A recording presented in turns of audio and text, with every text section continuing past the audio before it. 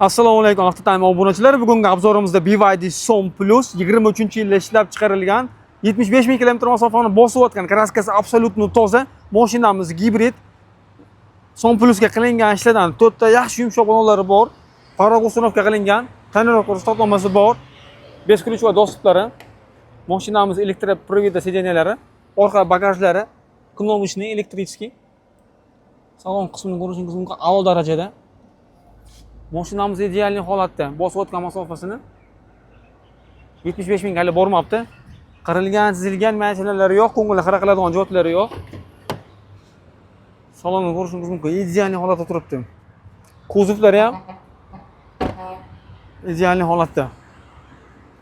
Kimga ushbu mashinamiz qiziq bo'ladigan bo'lsa, pastda telefon nomerimizni qoldiramiz, bemalol murojaat qilishingiz mumkin. Bunaqa qulay va arzon mashina o'tkazib yubormaslik uchun Telegram, Instagram, YouTube kanallarimizni obuna bo'lib qo'yishni unutmang.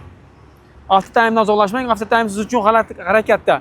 Som Plusimiz narxiga keladigan bo'lsak, $20,550. Som Plus qilib turgan do'stlarga jo'natib qo'ying.